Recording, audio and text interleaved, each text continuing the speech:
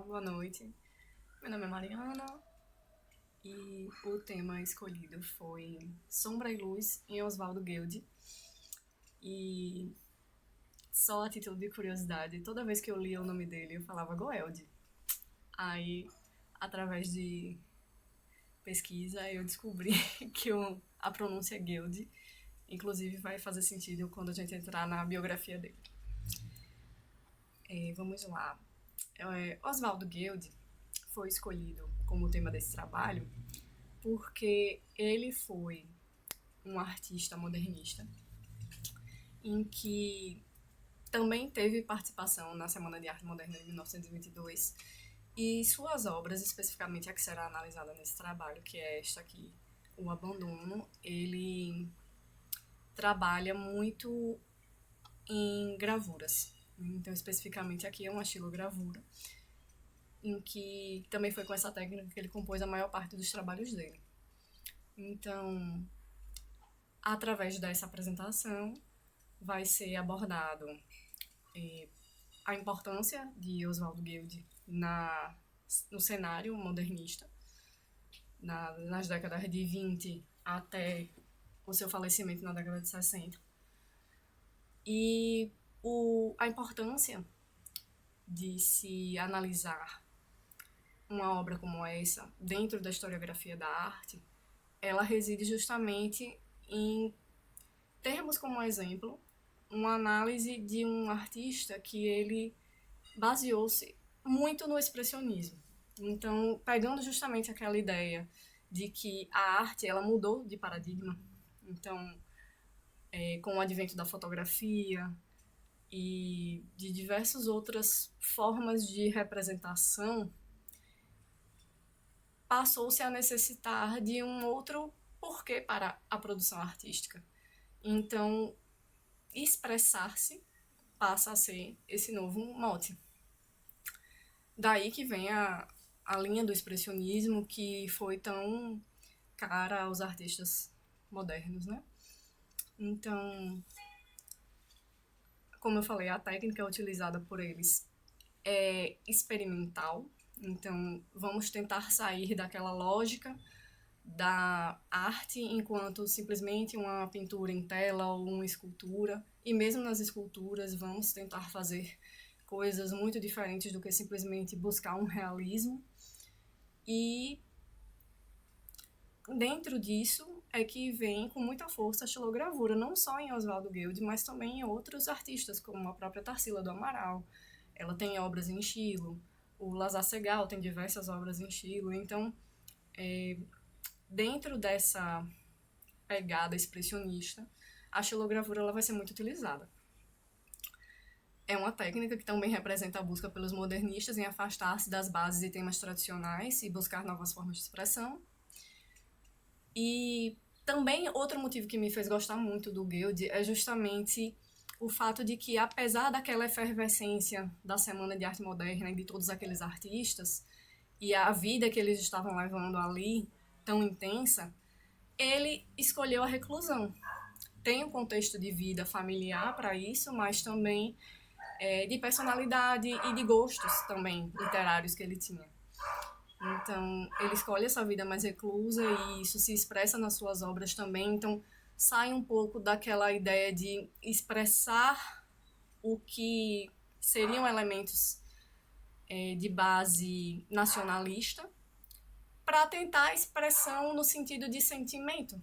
E aí a conexão ela sai de ser somente porque nós somos brasileiros e nos conectamos com os elementos que estão postos ali, para sermos humanos em geral e nos conectarmos com o sentimento que está exposto ali naquela obra.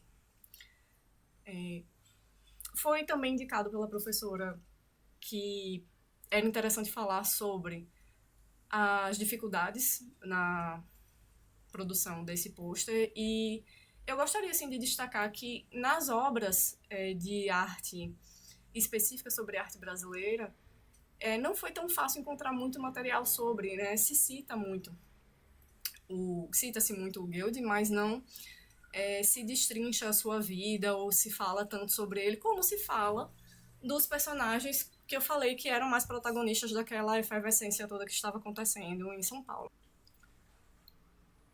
Passando para a metodologia do trabalho, foi utilizada a fenomenologia por motivos de que eu já estou academicamente acostumada com o método fenomenológico por conta do direito, mas também porque essa mudança de paradigma entre um estilo artístico e outro estilo artístico me faz pensar muito nos fenômenos em si. Então, eu achei que na análise da obra a fenomenologia era cabível e a fonte são fontes bibliográficas. Para falar um pouquinho da biografia, já pincelei algumas coisas, mas especificamente falar que o Guilde ele era brasileiro, apesar de seus pais serem suíços. E especificamente o pai dele foi convidado por Dom Pedro II para vir para o Brasil. Era uma pessoa que era acadêmico, que não aceitou muito bem essa escolha do Guilde de ser artista. Tanto o pai quanto o restante da família teve uma questão bem problemática com isso. Ele era carioca, filho de pais de origem suíça, e esse fato dos pais dele serem imigrantes reforça a questão e característica do modernismo de que a imigração ela teve muita influência nessa produção. Foi a partir da imigração e desses novos atores na seara artística que foi possível também toda essa comunicação com o que estava acontecendo na Europa na época. De hábitos boêmios, inicia sua vida artística como discípulo de Alfred Kubin, no ponto específico em que ele parte para a xilogravura. E vem tornar-se o pai da xilogravura brasileira de arte. Eu nunca tinha ouvido também essa colocação com relação ao Guilde, e justamente por isso é que eu não sei porque a ele não é dado tanta expressividade nas obras de arte e de historiografia da arte, porque um título como esse é algo bastante expressivo, mas eu acredito que doutrinariamente ele poderia ser questionado sim com toda a produção que também estava acontecendo de xilogravura no Nordeste, porque foi tudo muito diferente. Então, toda a produção expressionista que estava acontecendo lá, ela diferia um pouco ela difere bastante, um pouco, não bastante, do que estava acontecendo na propaganda cordelista aqui no Nordeste. Então, eu não sei o quanto que esse título dado pelo Battistoni, ele é aceito perante o Estado da Arte. Também, como eu falei, me foi muito cara a escolha do Guilde porque ele tem uma vida diferente dos outros artistas da época.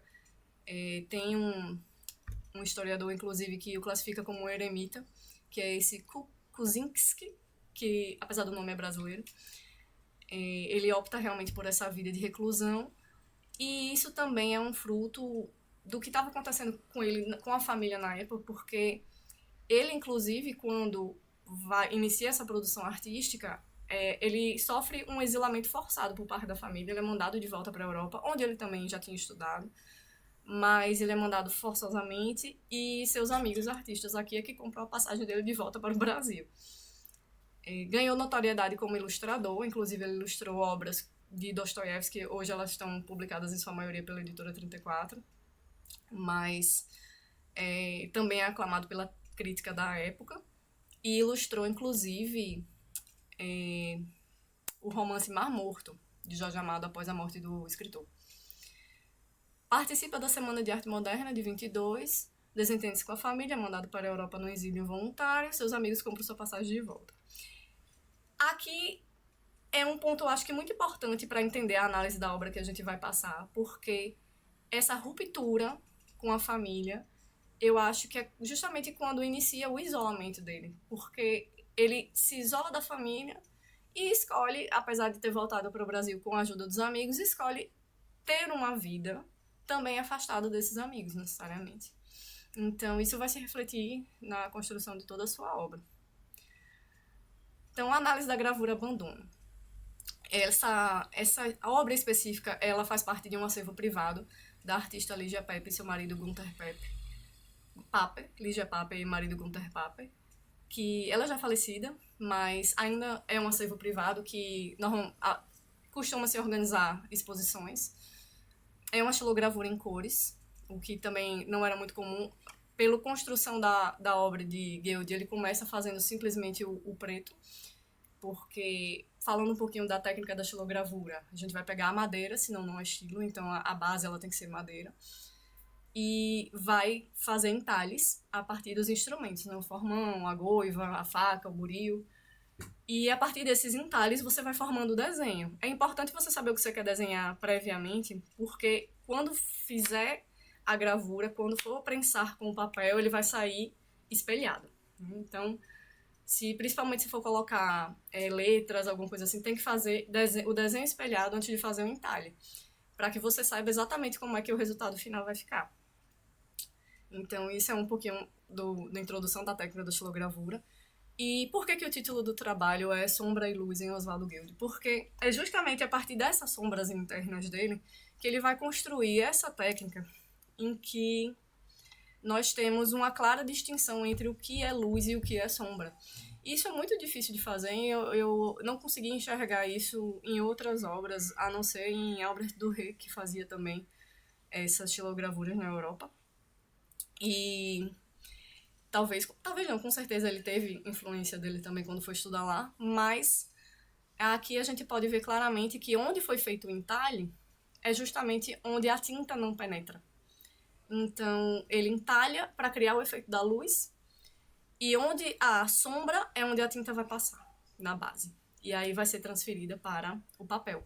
Uma curiosidade é que ele mesmo fazia o papel. Era um papel em estilo japonês.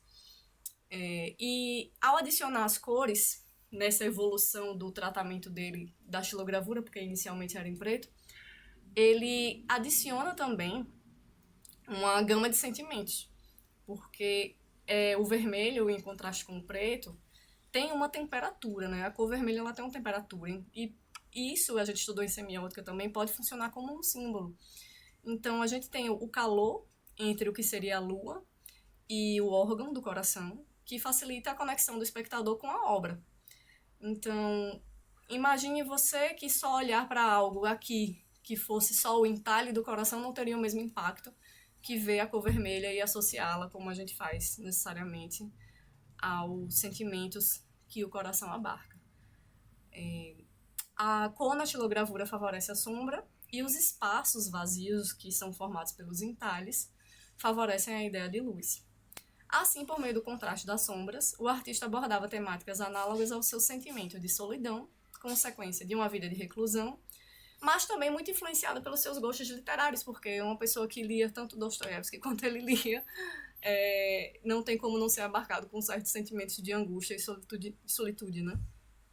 E o que eu acho muito interessante também nessa figura é que ele poderia ter dado a luz ao corpo, né? Ele poderia ter entalhado o corpo e deixado a madeira no contorno. Ele faz o contrário, ele entalha o contorno e deixa a madeira no corpo.